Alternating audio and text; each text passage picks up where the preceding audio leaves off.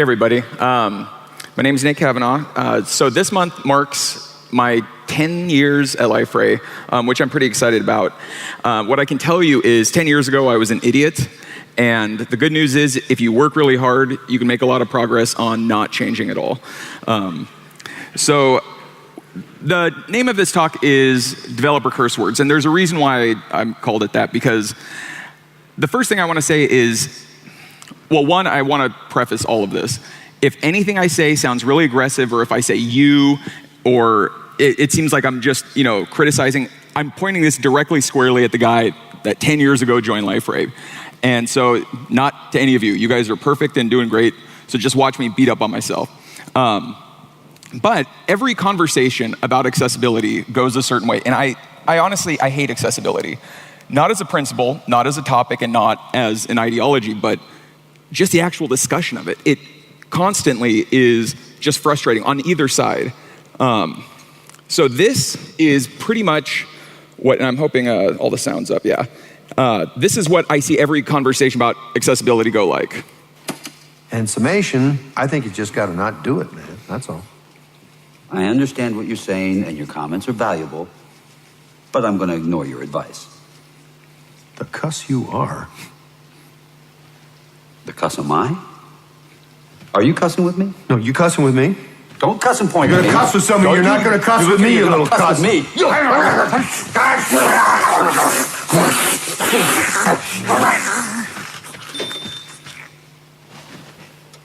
Just by the tree. Okay. And that's pretty much how every discussion goes, is you have one person on one side demanding another, the other person either resisting. It goes back and forth, and I've been on both sides. I've argued both ways. As a developer, I hate it when it gets dumped on me at the end. Like, I'm building something, in theory I like it, but it just drives me crazy because I have performance requirements, client requirements, balancing a product versus a framework. And then all of a sudden you add on to this now, oh, well, you got to add in keyboard accessibility, and you got to do this, and you have to measure this in. As a designer, it sounds great, but when you come in and tell me it needs to be accessible after the fact, it really just ends up looking like a dumbed down version of the interface that I spent a ton of time crafting, building, and designing.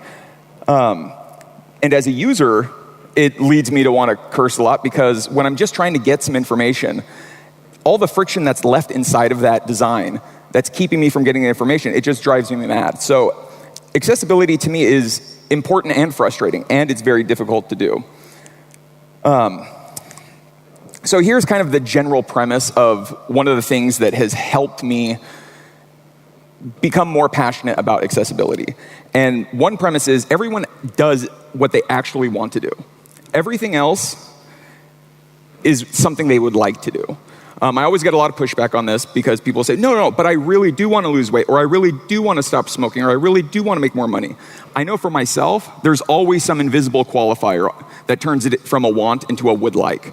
So, yeah, I want to work out, but I would also like to, stay asleep and be comfortable. So there's that kind of internal motivation. The other side is that fear and guilt don't last very long as motivators. Studies have proved this. You'll get people that have heart attacks, their near-death experience, they have to have their chest cut open and heart, fixed and worked on, and they'll change their habits. They'll eat right, they'll stop smoking, they'll exercise for about a year, and then it just wears off. So the better thing to do is, instead of trying to guilt yourself into doing the right thing, it's better to want to do the right thing, because that's what you're going to end up doing anyways.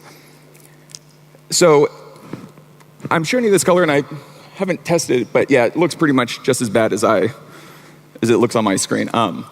This to me is the color of accessibility. That is, honestly, when I hear the word accessibility, I see a color, and that's the color. And I don't know if it's as common here in Europe, but in the US, it's like the color of government offices, of just everything's worn down under terrible lighting that gives you headaches, and a vague medicinal smell that you're not quite sure where it's coming from. It's like the color of old hospitals and misery. And that's to me what I think of when I think of accessibility. And I tend to go to extremes. I tend to think, okay, well, this must be, what accessibility is going to look like on my website design. Or even worse, it's going to look like this. And I think we all have seen some version of an interface where it's high contrast, and it looks kind of hideous, to be honest. But then when I think of the users that accessibility reaches out to, I also think of extremes. I think of extremes reaching out, that it's people that are blind or people who have to be in a wheelchair. But there's a big problem with thinking that way, because we're all actually, well, I'll phrase it a different way.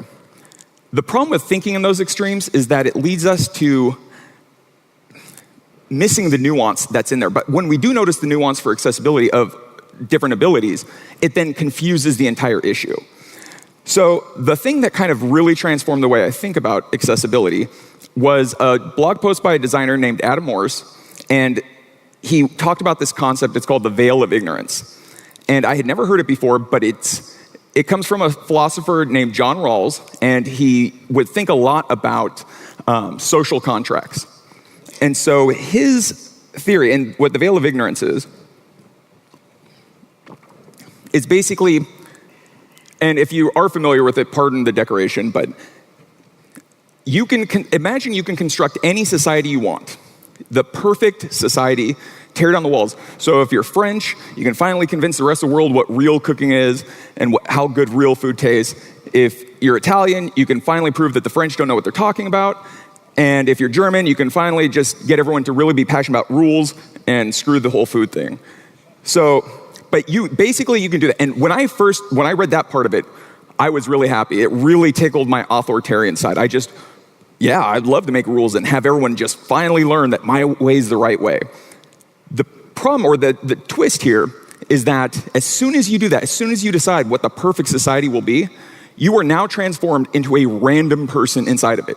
And you have no idea what you'll be. You could be white, you could be black, you could be a man, you could be a woman, you could be transgender, you could be straight, you could be gay. You have no idea. And so when you're thinking that way, when I thought of that, I was like, I don't even want to live under the rules that I would have created for myself 10 years ago, let alone if I'm just some other random guy. So it really helps you think in terms of being fair and what's actually the best solution for the broadest base of people. So thinking of that, I was like, oh, wow, okay, so then you really have to sit down and think, what are the implications of what my decisions are? Because I certainly don't want to be on the short end of the stick, for making a poor choice just because of some theory in my head. So what is our real goal with all of this? And that with accessibility, there is an ultimate goal, and what we're really trying to do. This is what we're really trying to do. Everything that we put online, everything we create, the whole base point of it is communication. I can guarantee you right now, I could ask almost everyone in here, what's the biggest challenge at the company you work for?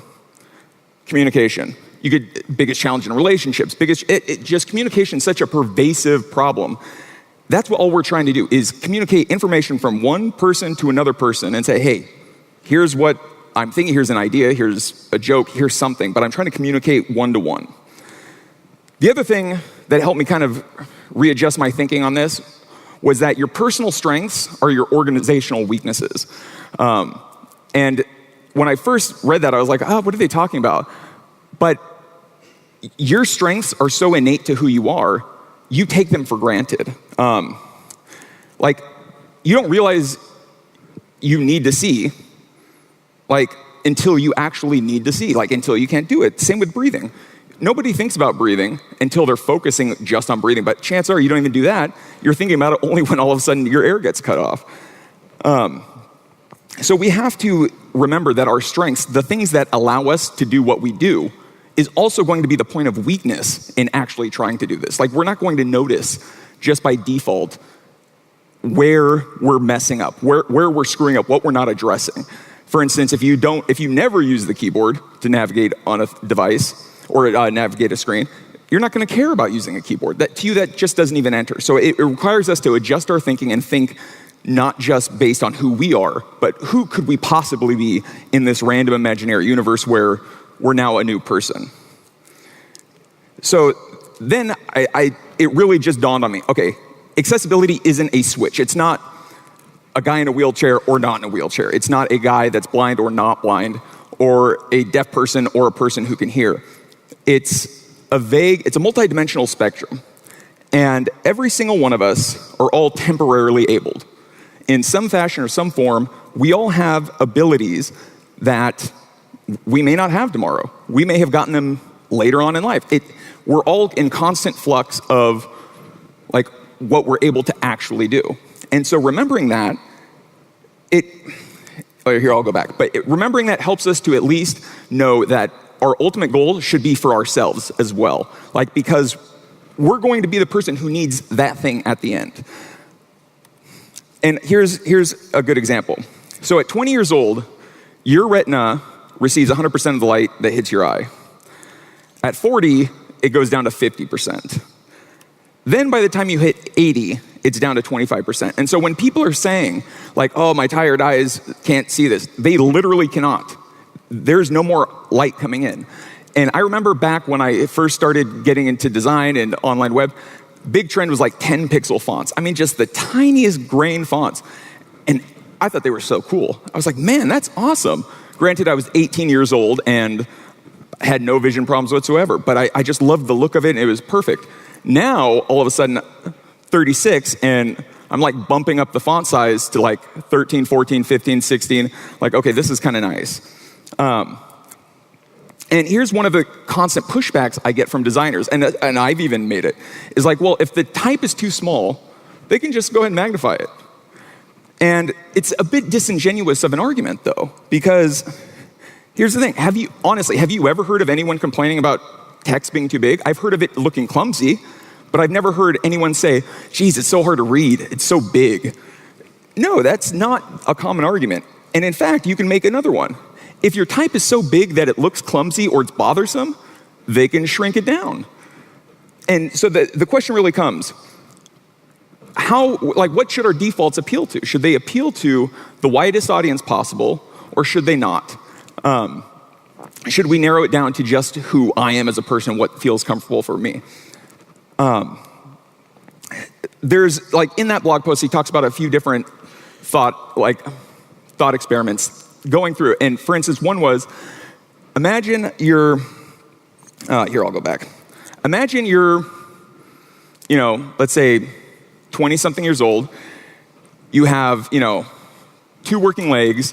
Everything works great. You're going to a job interview. You hop out of your car. You go in, sprint up the stairs. You're there. Great, wonderful. Now let's imagine you don't have 2 working legs. You're in a wheelchair. And you're going there for a job interview, get out of the car, and there's no ramp. There's just stairs. And your wheelchair can't climb stairs. What are you going to do?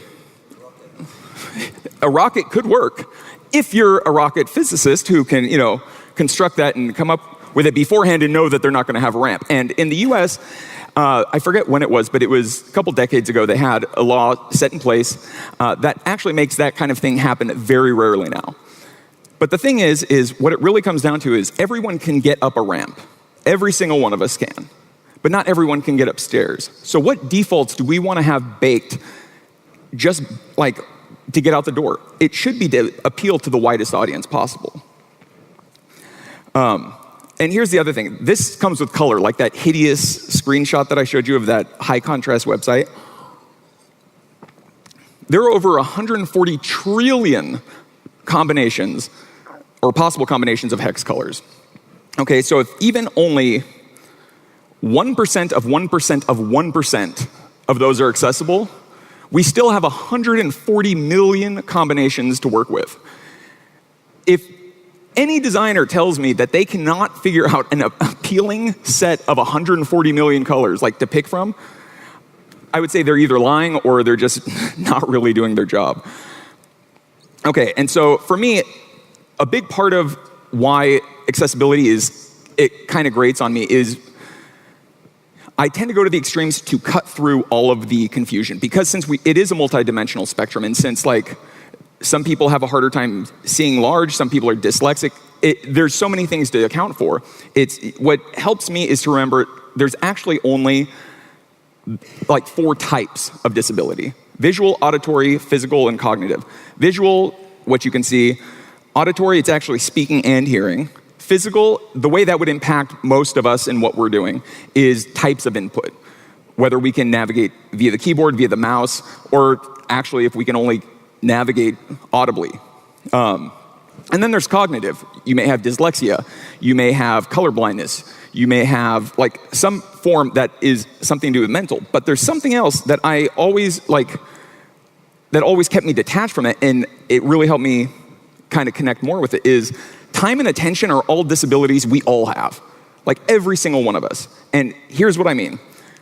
You're using your computer, you're going through an app, all of a sudden, one of the kids knocks over a glass of water, you have to run out of the room and go pick it up. All of a sudden, there's a car crash outside. You look out, you go to see what's going on. You come back. That gap of time, that's a disability because you're now no longer focused, because there are a lot of assumptions that we make when we're building a product that take that for granted. And here's a good example. You're going to show a user, and we even have done this in Liferay, you're going to show a user a notification saying, hey, we saved your thing. Then after a period of time, we're going to take that away. The problem there is, I may not have seen it. I may have no idea anything ever happened. And that may be okay. There are times when that is fine. But there are times when it's not. There are times where if someone makes an action based like on the absence of that information, it may be destructive. It may destroy their data, it may bring down the system. You have no idea. So you have to remember that time and attention, it's something we're all connected with. We all have kind of an issue with, how much time we can actually spend with any one thing. So it's something that like we're not designing for these theoretical people that have all of these disabilities. What we're actually designing for is how can we share with the most people possible in the easiest way. Here's the other thing that I've kind of noticed, even organizationally for us, that makes a bigger difference, is don't treat it as something you do at the end. And that has always been by far the most frustrating part to me, is that it's not part of the process or it's not part of the thinking. But if you were to do it like you would do code review or like unit tests, that would be something that's important. And same along the same lines as this, I'll sometimes get pushback and people will say, well, that's great, Nate. I'm all for accessibility, really like it, but no one in my company wants to do it. Nobody believes in it. And granted, I tend to kind of go to extremes, so my response is usually, well, what if they took away something you already do have? Let's say all of a sudden tomorrow they come in and say, all right, guys, no more coding. Not with a keyboard. You're going to have to talk to it. And we're going to get rid of any unit tests we have. We don't need those anymore. Chances are most of us would quit. Be like, are you seriously cutting out all of this stuff that's just required? We would just say, no, I'm not going to be part of it. But vice versa, we're already taking away something from a lot of people when we don't do this. So we should just approach it the same way. It's like, look, this is a requirement. This is mandatory. This is what's part of our culture now, because this is what our goal is. We want this content to be accessible by as many people as possible. And even if it's not just as many people, I want to be able to access this content in a year, in 2 years. I don't know what's going to happen. I may break my hand and not be able to use the mouse. I may, lose my eyesight, God forbid, but that may happen. Even if it's just to the exact same people, you may be still addressing an audience that's going to be dynamically changing over time. So, and the good thing is, and I can't go into all of them because I would say probably the last year and a half to 2 years, the number of tools available to help you with this have exploded. So this is kind of like the one big one I would just recommend as just your starting point. If you're like, I don't know where to get started, just go to this website, and they have a very nice checklist. And they have checklists for designers, engineers, project managers, QA, editorial for them because it's Vox Media, so they do a lot of online media publishing. But they go through a checklist for different people within that to make sure that you're at least hitting the basics of accessibility.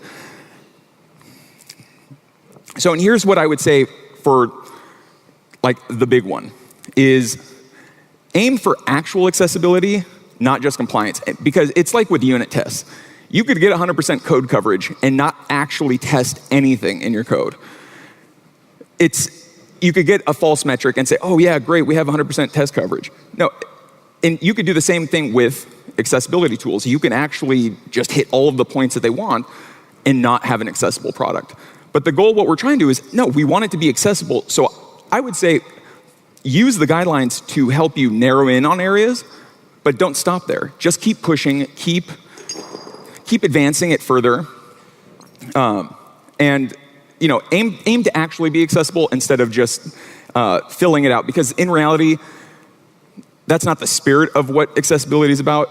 If we just want to hit a checklist, we could definitely do that and say, okay, well, we covered our bases, we're not going to get sued. But that's not the point. Like, covering your bases isn't going to help you in a year when you actually need to get that content again. Yeah, so that's it. I think, yeah, we have some time for questions if there are any. Does anyone have any questions? No? All right, cool. Then I think we are all good to go to lunch early. All right, thanks, guys.